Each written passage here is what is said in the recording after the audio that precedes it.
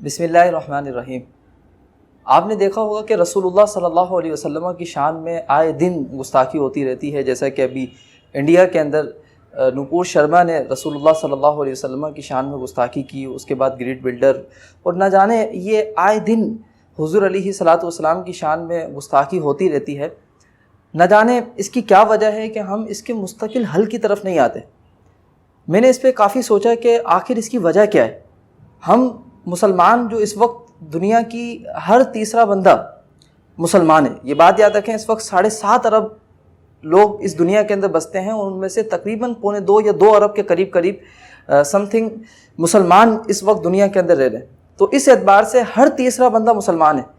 لیکن جب ہر تیسرا بندہ مسلمان ہے، اتنی زیادہ پاپولیشن ہے، اس کے باوجود جس ذات کو مسلمان سب سے عظیم، سب سے عظمت والا، سب سے رفعت والا، سب سے بلندی والا، سب سے محترم مانتے ہیں، کسی کی کیسے مجال ہو سکتی ہے کہ وہ اس پاکیزہ ذات کے بارے میں کچھ بات کر دے، ان کی شان میں گستاخی کر دے، ان کی توہین کر دے؟ یہ یقین کریں سمجھ سے بالاتر ہے۔ یہ جو رسول اللہ صلی اللہ علیہ وسلم کی شان میں گستاخی کا ایک تسلسل ہے، جو گزشتہ تقریباً 30 سے 40 سال پہلے سے شروع ہوا اور آج تک جاری ہے۔ ہر دوسرے سال، ہر سال رسول اللہ صلی اللہ علیہ وسلم کی شان میں گستاخی ہوتی ہے، اور اس کی ابتدا سلمان رشدی نے کی۔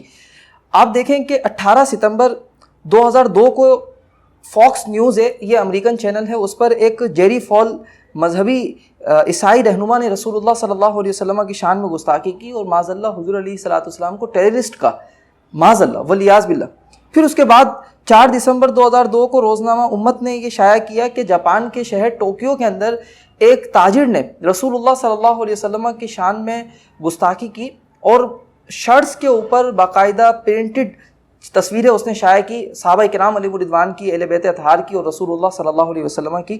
پھر اس کے بعد 2004 کے اندر فلم ساز ہالینڈ کے ایک تھیون وان گو نے 10 منٹ پر مشتمل ایک دستاویزی فلم بنائی، رسول اللہ صلی اللہ علیہ وسلم کی شان میں گستاخی پر مشتمل وہ فلم تھی۔ اس کے بعد 2005 کے اندر سویڈن کے ایک شہر گوتھنبرگ میں حضور علیہ صلاۃ والسلام کی گستاخی کی گئی۔ 2005 کے اندر ایک امریکی ریئلٹی شو 30 ڈیز میں معاذ اللہ 2 بار رسول اکرم صلی اللہ علیہ وسلم کی شان میں گستاخی کی گئی۔ 10 ستمبر 2005 میں ڈینمارک کے اخبار جیلنیڈز پوسٹن کے اندر حضور علیہ صلاۃ والسلام کے 12 کارٹونز شائع کر کے امت مسلمہ کے دلوں کو، قلبوں کو چھلنی کیا گیا۔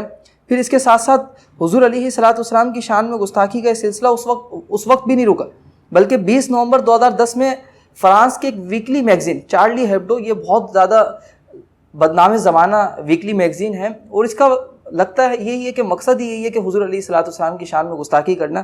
اس نے یہ شائع کیا، اور باقاعدہ مسلم ہیکرز نے اس کی ویب سائٹ کو ہیک کیا، اور جب مسلمانوں کے جذبات مجروح ہوئے تو ان کے آفیسز پر جو فرانس کے اندر، پیرس کے اندر موجود تھے، ان پر حملے بھی کیے گئے۔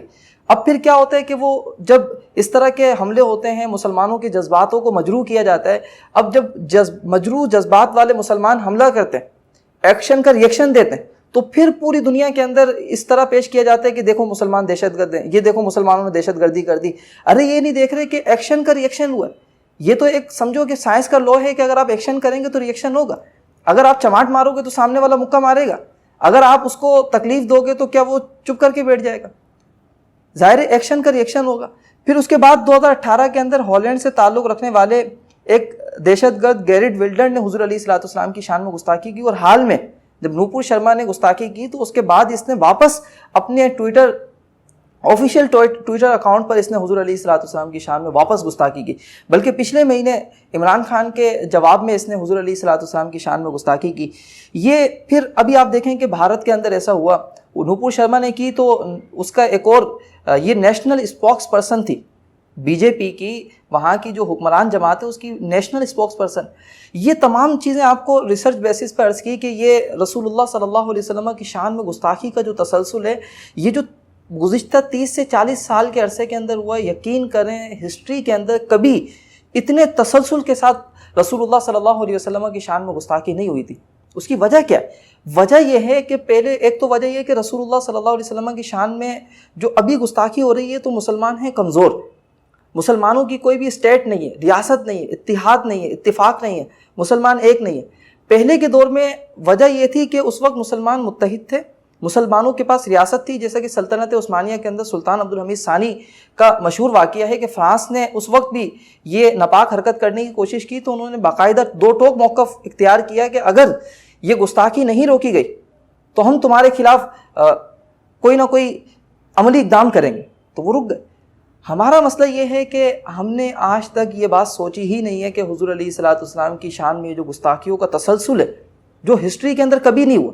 آپ ہسٹری پڑھیں، مجھے بھی کچھ پڑھنے کا موقع ملا، اگر آپ کو کہیں ملے کہ اتنے تسلسل کے ساتھ آج سے 40 سال پہلے کبھی رسول اللہ صلی اللہ علیہ وسلم کی شان میں گستاخیاں کثرت کے ساتھ ہوئی ہوں تو آپ مجھے بتائیے گا، میری اصلاح کیجیے گا، ہو سکتا ہے میں نے نہ پڑھا ہو، لیکن کبھی ہسٹری کے اندر ایسا نہیں ہوا۔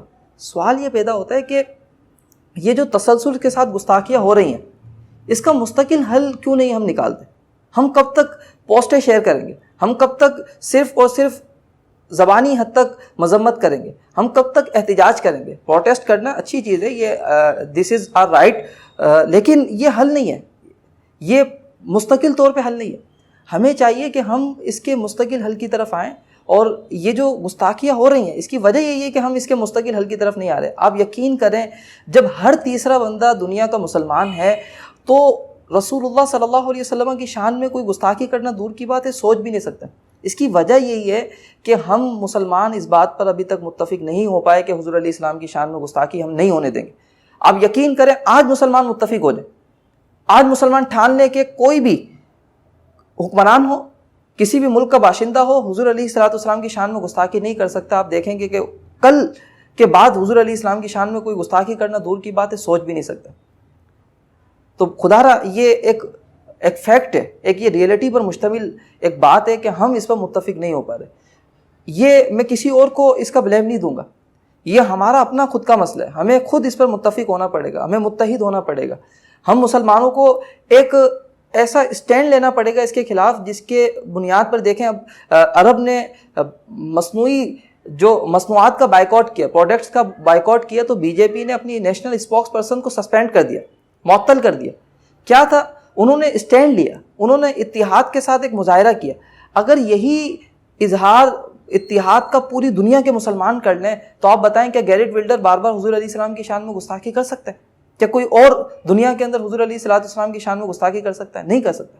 تو یہ ایک فیکٹ ہے کہ ہم بدقسمتی سے اس چیز پر ابھی تک متحد نہیں ہو پائے۔ تو خدا را اسی ویڈیو کے ذریعے آپ شاید کچھ نیک لوگ اور جن کو اللہ نے اختیار دیا ہے وہ یہ سوچیں کہ ہمیں مستقل حل کی طرف آنا چاہیے، یہ بے حرمتی کا مستقل حل ہمیں تلاش کرنا چاہیے۔